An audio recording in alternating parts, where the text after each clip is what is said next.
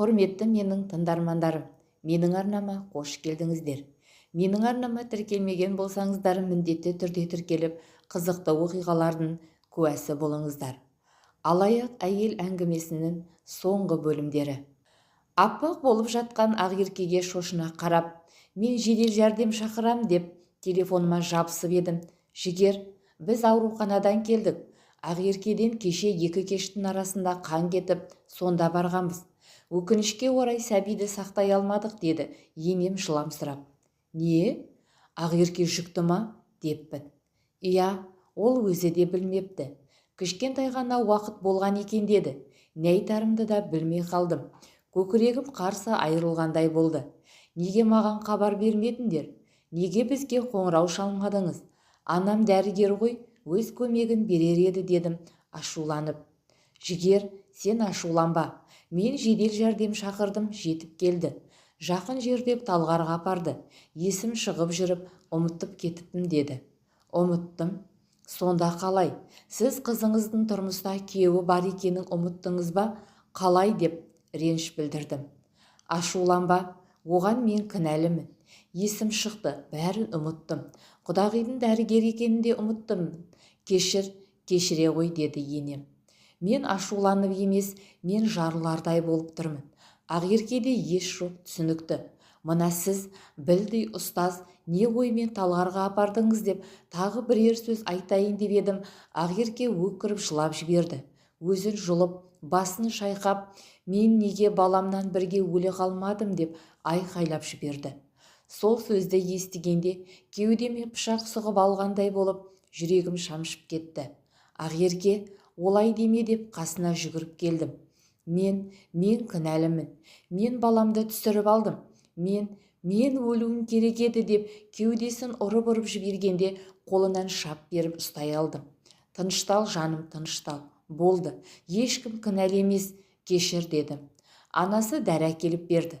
Ақерке ішіп ұйықтап кетті. Мен жанынан кетпей отырып, әке болғанымды естімей жатып, баламнан айырылғаным жүрегімді қан жылатса да, Ақеркеден айырылып қалуым мүмкін деген үрей зәремді ұшырды. Кешке Ақерке басын көтеріп ас ішкен соң, жүр үйге қайтайық. Анам қанша дегенмен дәрігер саған қарайды деп едім. Ақерке жылап жіберді. Мен қай бетіммен барам? Мен олардың немерелерін түсіріп алдым. Аман алып қала алмадым, деді. Қалай? Қай бетіңмен дегенің не? Кәдімгідей барарсың. Анам сені күтіп қарайды. Олар бәрін түсінеді, дедім. Жоқ, мен бармаймын. Бара алмаймын, деп Ақерке еңіреп қоя берді. Жігер, сен түсінші. Ақеркеде стресс бүгінде осында болсын. Ертең кешке алып кетерсің, деп анасы араласты. Оған күтім дейтінде қатты күтім керек емес. Дәрілерін ішеді. Ең бастысы тыныштық керек. Сендердікіне барған соң ол өзін кінәлі садап, одан ары ауырып қалады, деді. О, тәуба, осындайда болады екен-ау деп кетіп бара жатыр едім. Жігер, сен мүмкін ата-анаңа Ақеркенің баланы түсіріп алғанын айтпай-ақ қоярсың. Олардың жүрегін босқа ауыртпа дегенім ғой, деді енем мүләйімсініп. Сонда Ақерке қайда десе, не деймін, дедім ызам келіп. Мені ауырып қалды де.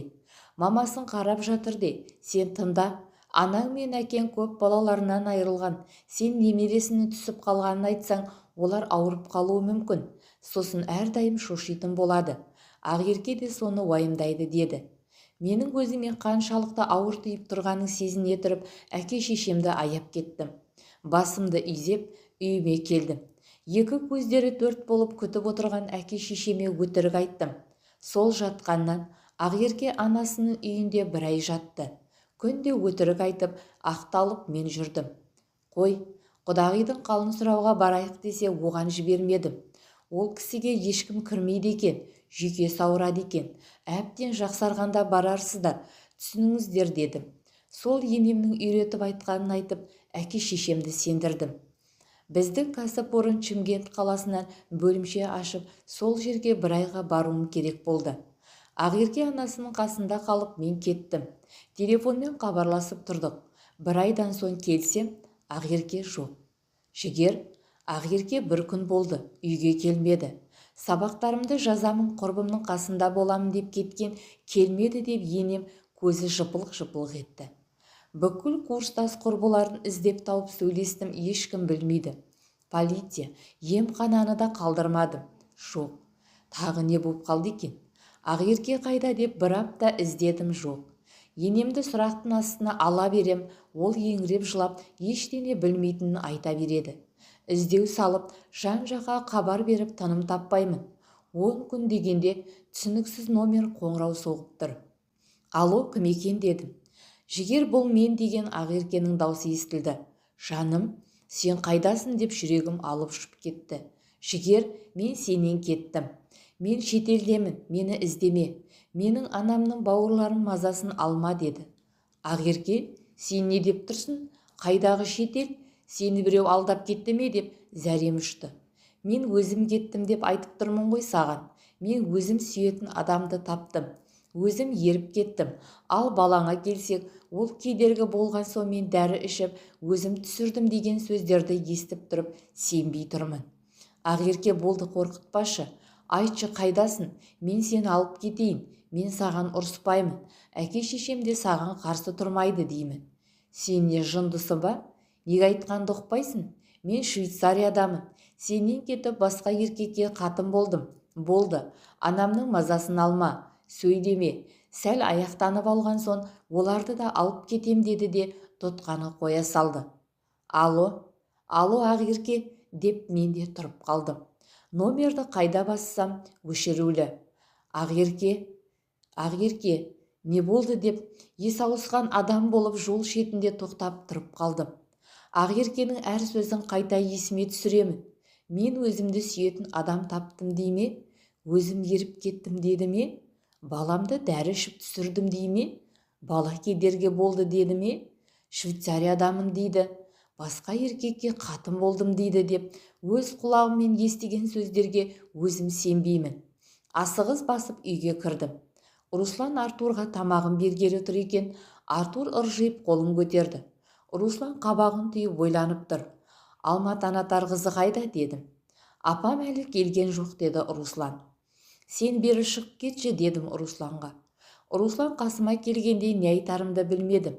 Тандайым зіл батпан болып тілімді басып қалғандай, басымда мың ой. Біресе Ақерке ойнап айтқан болар, қорқытқысы келген шығар десе, енді бірде бәрі бітті. Ол қашып кетті деген ой маза бермеді. Руслан бетіме үрейлене қарап, Ақерке табылды ма деді.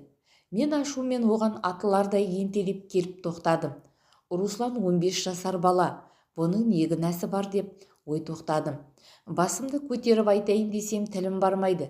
Өзегім өртеніп барады. Кімнен өшімді аларымды білмей жер тептім. Біресе жарды ұрдым, біресе ағашты ұрдым. Русланның есі шығып үйге тез кіріп есікті жауып алды. Мен тек ай деп айқайлай бердім де көлігіме отыруға жылдам басып бара жатыр едім. Алдымнан әкем шыққанда сескеніп тұрып қалдым. Ол сондай бір аянышты көзқараспен қарап мені құшақтайып алды. Әке жібер дедім де тізем бүгіліп жерге отыра кеттім. Әкем құшақтаған күйі жерге отырғызбай көлікке әкелді. Есігін ашып, артқы орындыққа отырғызды. Мен қисайып жаттым. Өмір сүргім келмей кетті. Ештеңе естігім келмейді. Ештеңеге сенгім келмейді. Ақерке деп бар даусыммен айқайладым. Басым солқылдап, көзім қарауытып, кеудем бос болып қалғандай күй кештім. Қалай үйге келдік, көліктен қалай түстім ұқпаймын. Өмір сол Ақерке қоңырау шалғанда тоқтап қалғандай.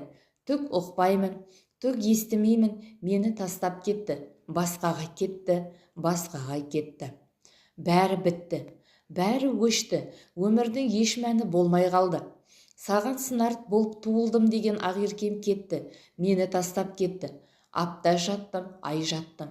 Ойымнан еш кетпейді. Әдемі мөлдіреген көздері, тап-таза аппақ беті, ұзын шашы, талдырмаш бойы, нәзік саусақтары бәрі көз алдымда. Үміт үзілмейтін үміт. Ақеркені сүйетінім соншалық, ол өзі құлағыма айтқан бір сөзіне де сенбеймін. Күтемін. Сырттан біреу келсе, ол туралы бір хабар әкелді ме деп елеңдеймін. Әкем талай ақылын айтты, мен естімеймін. Анам да бейшара көз жасын көл етіп өз-өзіме келуімді сұрайды. Тыңдамадым. Сол күні әкем мені енемнің есік алдынан іздеп барып әкелгенің себебі Ақерке анама хат жазып жіберіпті. Мен өз бақытымды тауып ел асып басқа еркекпен кеттім. Жігерге ие болыңыздар. Оған қоңырау соғып қазір айттым. Анамның мазасын алмаңыздар депті. Анам шошып әкеме көрсетіп, әкем мені Ақеркенің есік алдынан тапқан болатын. Сол СМС-ті көрсетіп, Ақеркені ұмыт десе мен, оны біреу алдап кетті. Оған зорлықпен жазғызып, зорлықпен айтқызды дедім. Мен сенбедім. Халықаралық іздеу салуға дейін бардым. Ақыры Ақеркенің өз еркімен шетел азаматымен бас қосқаны, тегін ауыстырғаны белгілі болды. Біз заңды некеде емес едік. Ақерке куәлігін жоғалтып, әні-міне деп жүргенбіз. Ақша да жоқ болып, сонымен бір күні некеге отырамыз деп қоя салғам. Сөйтсем, ешқандай да куәлік жоғалмаған.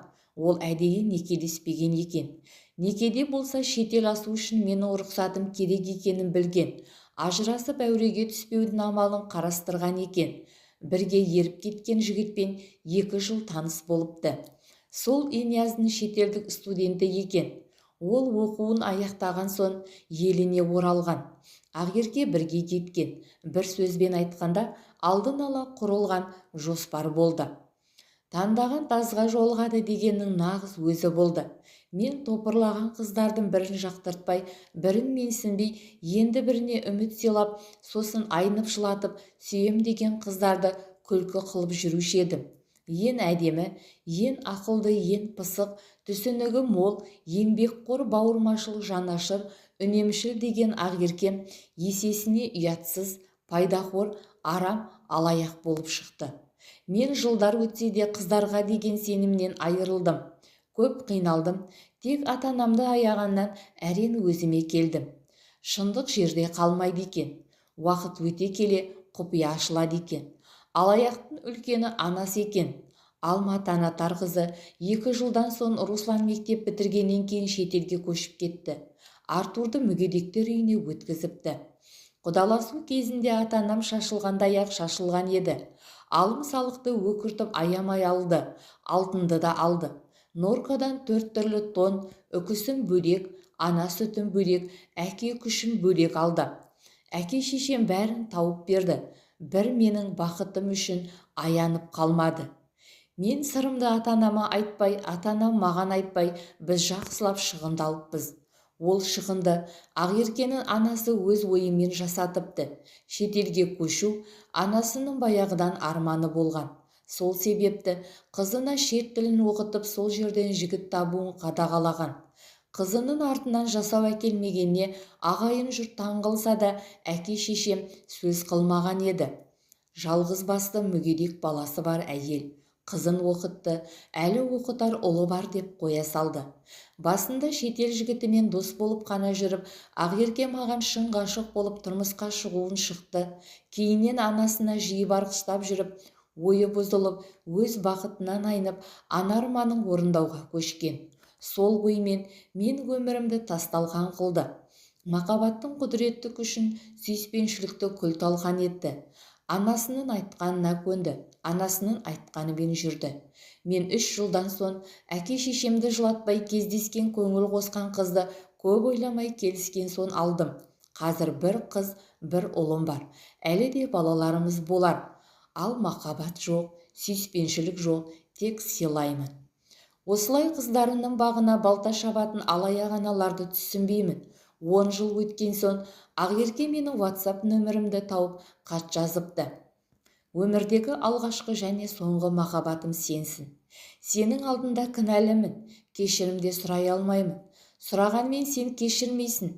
Мен өмір сүре берем деп ойлаушы едім. Ақылдымын деуші едім. Нағыз ақымақ екенімді түсіндім. Мен сорлы анама жаным ашып, өз махаббатымды, болашағымды құрбан еттім. Анамның бақытсыз өмірін бақытты етем деп ойладым. Ол менің міндетім деп ұқтым.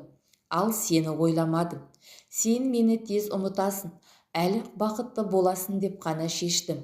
Құрсағыма біткен баламды еш аяушылық танытпастан өмірін тоқтаттым. Сол отадан соң мен басқа бала сүйе алмадым. Ол менің кінәм. Мен анамды кінәламаймын. Ол кісі тек өз арманына жетуіне бар мүмкіндік жасады. Мен соған көндім. Енді міне, жылдар өткен сайын соның бәрі бекер болғанына көзім жетті. Анам қартайып барады. Шетелде шалқып өмір сүру үшін қаражат керек. Оның несіне жасырайын? Сенен алған ақша бізге айналымға 5 жылға ғана жетті.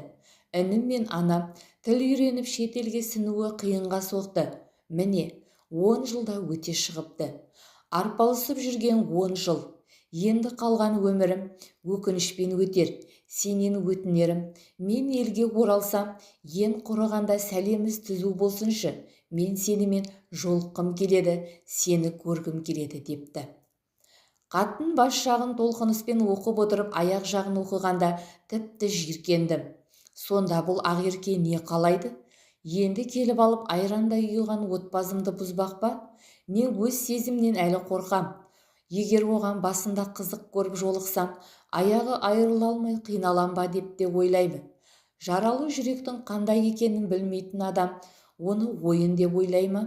Неге ақерке менің әлсіз жаралы жүрегімді одан әрі жаралғысы келеді? Сонда ақерке қандай адам болады? Ол шын сүйе білмеген болып тұр ғой.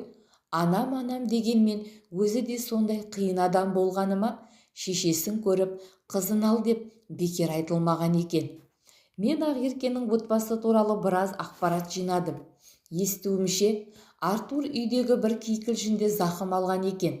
Анасы ашумен лақтырып жібергенде қатты соққы алып, содан осындай мүгедек болып қапты. Ақеркенің әкесі тәуірақ ақылды азамат болған екен, бір түнде асылыпты. Сонда ақеркенің анасы ешкімге жаны ашымайтын жан болған ба? Басқа өмір, шетелдеп, армандап жүріп, бәрін таптап қопарып, өлтіріп жұтып жүрді. Қызын да дәл өзіндей жасады, мүгедек баласын іздемеді. Қазақтағы қасындағының тапшысы ұрады дегеннің дәл сол болды. Ақерке анасымен жүріп, өз арманына жету үшін бәрін таптады. Жылы сөз айтып, мені қайта өзіне қаратып, өз мақсатына жетсе болды ма? Ал менің бала-шағам, ата-анам оны ойландырмайды. Елге не үшін келетінін нақты біледі, қойған мақсаты бар. Қайран махаббат. Қайран менің үзілмеген үмітім, сезімім. Рас. Осы 10 жылда мен ақеркемен болған тәтті әрі сәтімді есімнен шығармалмағам. Кейде әйелімді де салыстыратыным бар. Мен оны сағынатымын, аңсайтынмын. Сол сәттерді ойласам, күйіп жанатымын. Сол жан күйшелісімді өшіре алмай жанталасатымын. Ақеркеден алған ләззатты неге екенін білмеймін, әйелімнен ала алмайтымын. Сол үшін күйзелетімін. Егер ол келсе қалай болар екен? Оны көріп қалсам қалай болады деп те ойланамын. Енді сол ойымнан қорқатын болдым. Өз жан күйімді түсіне алмай дал болдым. 36-дан асып барамын. Неге оны жек көріп кетпеймін? Неге бұл махаббат өшпенділікке айналмайды? Қатына еш жауап жазбай нөмірін бұғаттап тастадым. Осы 10 жылда мен үйленіп балалы болып қана қоймай, мансабым да өсіп білдей мекемеде жоғары лауазымды қызметкер болдым. Табысым да мол, сый құрмет те бар. Әкем зейнетке шығып бау-бақшамен айналысады. Ал анам аз уақытта зейнетке шығады. Әйелім әкемнің көмегімен әкімшілікке жұмысқа кірген. Ол да өз ортасында сыйлы. Қызым 1-ші сыныпқа барып, ұлым балабақшаға барады. Ақеркенің сол хатын өшіріп тастасам да мен жеңілдене алмадым. Одан хабар күттім. Бекер өшіріп, бекер бұғаттадым деп ойланатында болдым. Әй жігер, сен еркексің бе, кімсің? Сені тастап кеткен әйелді неге сағынасың, неге күтесің деп кейде өзіме ұрсып қоямын. Намыстанған болып оны жек көрген боламын. Бірақ сәл бір тыныштық орнап, қиялға берілсем, ақеркені армандап отырғанымды өзім де байқамай қаламын. Оны анасы жолдан тайдырды ғой, ол негізі ол мені сүйеді деп қоямын. Арада жыл өтті. Болды. Енді ақерке Қазақстанға келмейді деп жүргем. Бір күні жұмыстан шығып көлігіме отырып кеңсемнің айналмасынан бұрыла бергенімде көзіне көзілдірік таққан, сәнді стильде киінген, арық келбетті мүсінімен ақ сұр шашын иығынан төмен жайған қыз көлігімді өтініп тоқтатты. Мен тоқтап тереземді түсіріп едім. Ол есігімді ашып отырып бетіме күле қарады. көзілдірігін шешпеді. Қарындас, сізге не керек дедім. Сен керексің жаным деп көзілдірігін шешіп қарағанда мен өз ақеркемді көрдім. Жүрегім қатты соғып өз көзіме өзім сенбей қалыппын. Ақерке еш өзгермеген. Керісінше жасарып кеткендей сұлуланып кеткен. Мен өткен жолғы қатында азып тозып қартайған ақеркені елестетіп жүрсем, ал алдымда басқа ақерке отыр. Шекер, жүрейік, басқаларға кедергі жасап тұрмыз деп арт жақты көрсетті. Арт жақта айнадан қарасам, көлік жиналып қалыпты. Тез қозғалып кеттім. Ақеркеге қайта-қайта қараймын, сөз жоқ. Жігер, алдымыздағы айналмадан оңға бұрылшы деді. Тағы да оңға, енді сол жаққа. Осы жерден орын тауып көлігіңді қойшы деді. Айтқандарын толық жасап көлікті тұраққа қойдым. Ақерке күлімдеп бетіме қарап отырып шығайық деді. Мен де көліктен шықтым. Жүр деп жылдам басып подъезге кіріп 3-ші қабатқа көтерілдік. Ақерке пәтер есігін жылдам ашты. Мен есік көзінде ойланып тұрып қалыппын. Кірсеңші деп қолымнан тартты. Неге екенін білмеймін, менде сөз жоқ. Есіктен кіріп босағада тұрып қалдым. Ақерке есікті тез жапты да маған жалт бұрылып мойныма асыла кетті. Көзімен іші бауырыма кіріп барады. Ақерке, сен деп едім. Ештеме сұрама, сөйлеме деп ерніме жабысты. Үрей аралас қорқыныш тұрса да, Ақеркеге деген сағынышым билеп кетті. Жерден ұшып көкке жетердей болып, жүрегім алып ұшып, өне бойым қозып, өзіме ие бола алмадым. Бір таң қалғаным, Ақеркемен кездесіп жатып бұрынғыдай еш ләззат, рахат алмағанымды ұқтым. Ол мың құбылып бар өнерін салса да, мен сүйген, мен өліп өшкен Ақерке емес, бүлде басқа жан. Сол сәтте ғана мен жан дүниемен одан жиркендім. Ол тұрып жуынатын бөлмеге кіріп кетті. Мен өзімнен өзім жиркеніп, тез киіне бастадым.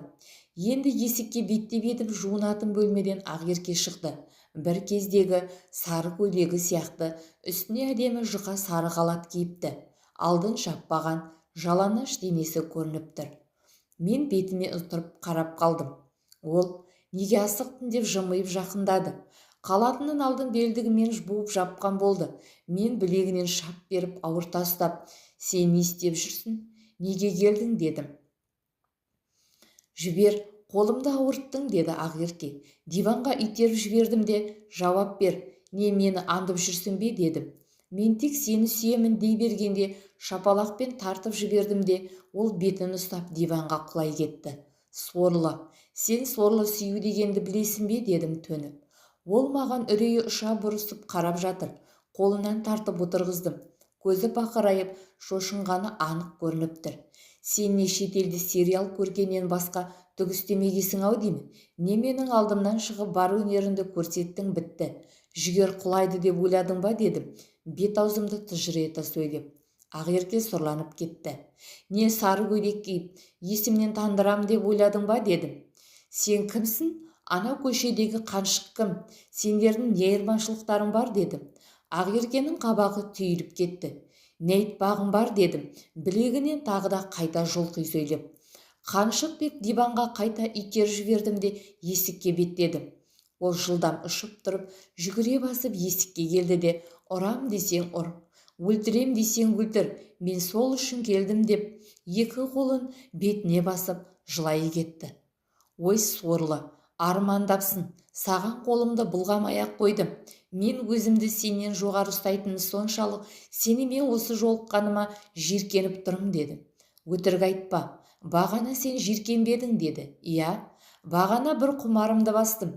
Сөнбей мазамды алып жүрген сағынышым еді, сол басылды, енді сөнді, өшті дедім. Жаным, саған не ұнамады? Бәрі керемет болды ғой, мен сездім ғой деп, қайта мойныма асылмақшы болып еді, қолын қағып жібердім. Сен маған ренжулісің. Мен осы пәтерде бір апта болам, мен білем, сен келесің. Сен мені әлі сүйесің деп, Ақерке артымнан айқайлап қалды. Махаббаттан садақа кет деп айқайлап мен сыртқа шықтым. Денем жеңілдеп, тынысым кенейіп, бойымнан бір жүк түскендей болды. Өзімнен өзім үйіме асықтым. Ата-анамды, баламды, әйелімді көргім келді. Көкбазарға келіп, киім дүкеніне кіріп, толықтай үстімдегі киімдерімді ауыстырдым. Үйге келіп көлігімнен түсе салып үйге асық кірдім. Анам мен әйелім ас бөлмеде, әкем диванда ұлыммен бірге отыр екен. Қызым арғы бөлмеден әке деп жүгіріп шықты.